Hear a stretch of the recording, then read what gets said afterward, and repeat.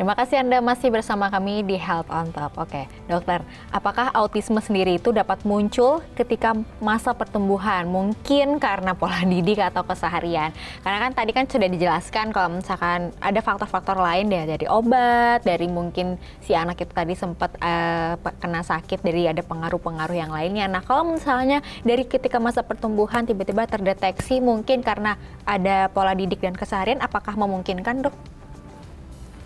Autisme bisa terdeteksi pada saat pertumbuhan ya, pada waktu mungkin mencapai usia-usia tertentu. Biasanya kalau dari pasien-pasien saya, mereka sewaktu kecil itu mungkin waktu di bawah 1 tahun, mereka seperti anak-anak normal, bisa bicara, bisa memanggil papa mamanya, bisa main dengan teman-teman sebayanya, tapi mencapai usia tertentu, tiba-tiba itu semua hilang. Kemampuan bicaranya hilang, yang tadinya udah bisa bicara, jadinya ngomongnya ke bahasa planet lagi, gitu ya, apa nggak ada kata-katanya.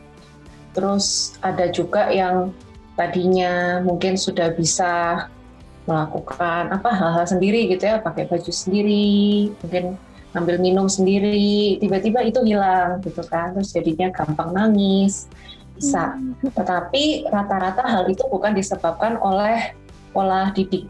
Jadi berbeda dengan pandangan di luar sana ya, katanya kan banyak yang percaya bahwa autisme itu bisa disebabkan karena pola didik, mungkin karena orang tuanya memberikan gadget terlalu dini begitu ya. Tapi sebenarnya bukan, karena lagi-lagi faktornya itu banyak dan terutama banyak menyangkut ke faktor-faktor di dalam tubuhnya anak ini. Misalnya tadi anaknya ini mungkin pernah sakit berat gitu ya, mungkin pernah kejang, atau mungkin ada terpapar logam berat, terpapar racun-racun, lingkungan, dan lain sebagainya. Atau mungkin karena alerginya terlalu banyak, jadi dia juga bisa timbul menjadi autisme.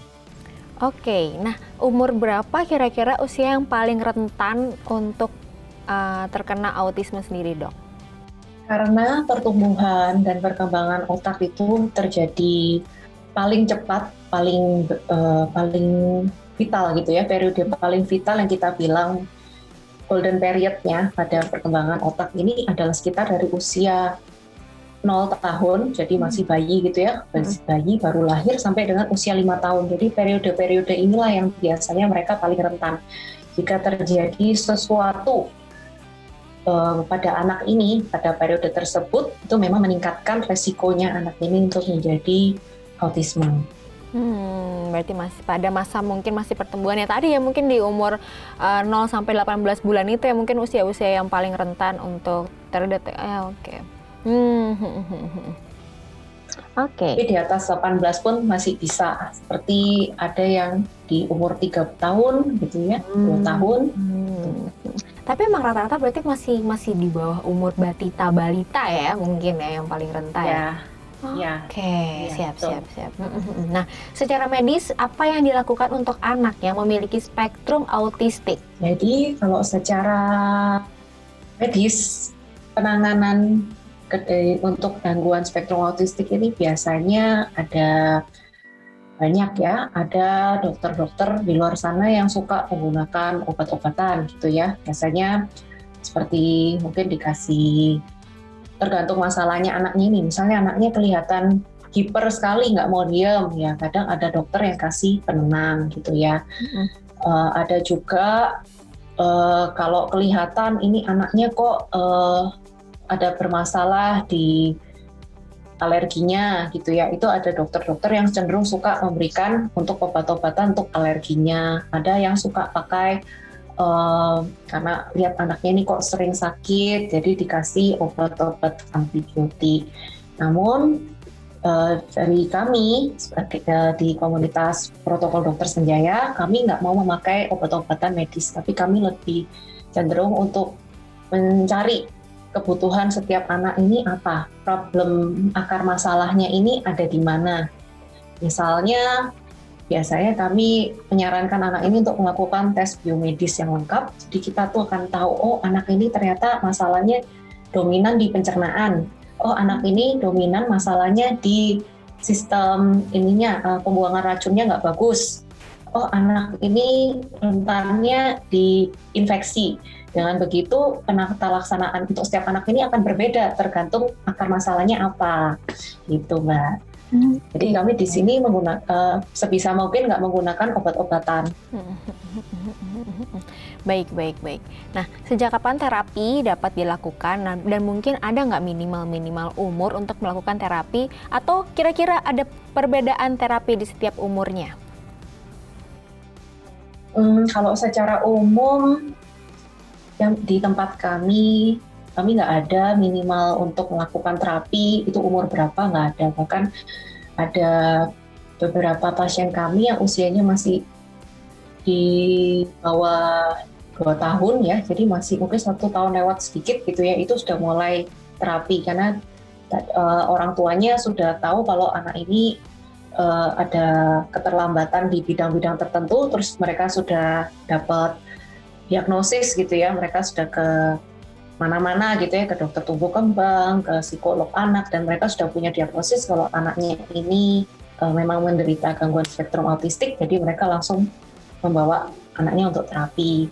Dan perlu digarisbawahi ya, sebenarnya terapi untuk anak autistik ini nggak hanya melibatkan terapi biomedis, tetapi sebenarnya penanganannya ini harus lebih holistik, jadi harus disesuaikan, dirancang sesuai memang kebutuhan anak itu ada di mana. Jadi kalau di tempat kami menggolongkan ini sebagai di komunitas kami mengenal ada 2 macam terapi, yaitu terapi biomedis dan non-biomedis. Dan keduanya ini harus berjalan beriringan supaya hasilnya akan lebih maksimal. Di beberapa tempat non-biomedis gitu ya, di tempat terapi non-biomedis biasanya kan kami sarankan untuk keluar ya, seperti kayak belajar terapi sensori integrasi, dan terapi bicara, terapi okupasi. Itu biasanya mereka bahkan mulainya dari sedini mungkin. Ada beberapa tempat terapi yang saya tahu tuh bahkan umur 1 tahun itu udah begitu tahu anaknya ada masalah, ada keterlambatan, langsung terapisnya, psikolognya langsung kasih ini, anak ini langsung terapi ya, gitu ya. Jadi sebenarnya lebih cepat, lebih baik gitu prinsipnya. Lebih cepat ditangani, lebih baik. Nah, kira-kira butuh berapa lama terapi tersebut harus dilakukan? Terapi untuk gangguan spektrum autistik ini memang butuh waktu yang cukup lama karena masalah pada masing-masing anak ini cukup kompleks ya, meliputi banyak hal. Bisa yang paling mendasar, yang biasanya paling membutuhkan waktu lama adalah kita harus membetulkan tubuh anak ini dari dalam, yaitu mengatasi masalah-masalah biomedisnya seperti alergi, gangguan pencernaannya, gangguan infeksinya.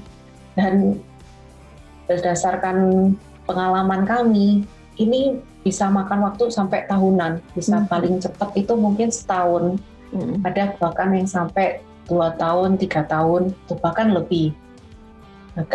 Sedangkan untuk kita bilang untuk terapi-terapi yang penunjang seperti terapi non biomedis, bahkan ada yang sampai mungkin 6 tahun, 7 tahun, 8 tahun. Jadi memang perjalanan gangguan spektrum autistik ini perjalanan yang panjang, namun harus ditekuni, harus ditelatenin, dilakukan dengan sabar step by step-nya, agar anaknya bisa mencapai tumbuh kembang yang optimal.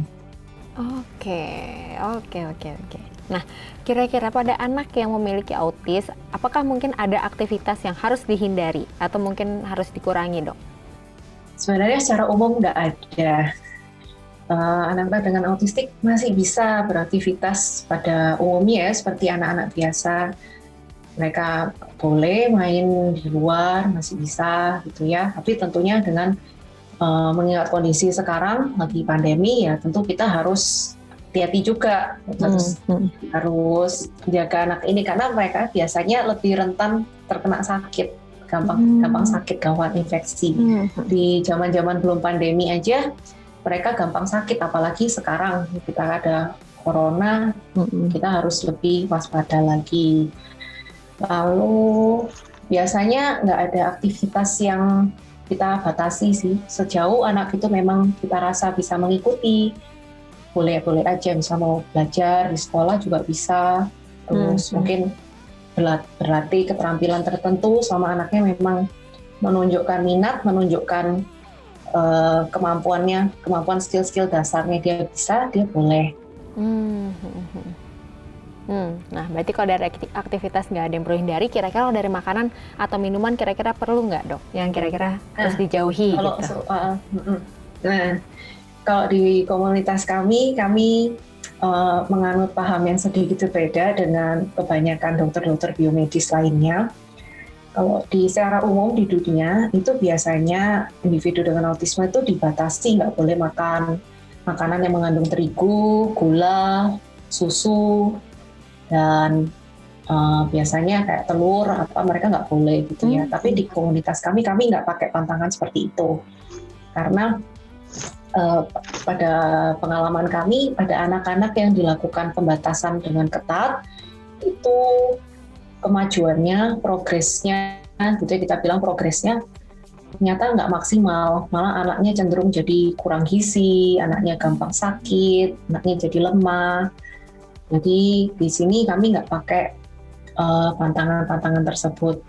Tapi kalau alergi bagaimana, Dok? Kalau anak itu ternyata makan hal-hal seperti itu lalu jadinya error, jadinya tantrum, marah-marah gimana? Nah, di sini kami punya caranya, yaitu kami melakukan terapi alergi terhadap makanan-makanan tersebut. Tapi yang paling mutlak, yang masih kami sarankan kepada orang tua untuk sebisa mungkin dihindari adalah menghindari makanan-makanan yang bukan makanan dalam tanda kutip. Apa tuh maksudnya? Yaitu makanan-makanan yang banyak mengandung pewarna, pemanis buatan, pengawet, MSG gitu. Jadi mereka nggak bisa nih menikmati micin. Oh iya, memang harus, karena harus dilihat juga ya tadi kan gizinya supaya juga nggak, kan lumayan rentan sakit ya. Oke, Dok, setelah ini aku akan mengajak dokter nih untuk bermain mitos atau fakta. Jadi aku akan memberikan statement, dokter boleh jawab nanti mitos atau fakta seputar gangguan spektrum autistik. Tapi setelah commercial break, jadi Smash Fresh jangan kemana-mana, tetaplah bersama kami di Head on Top.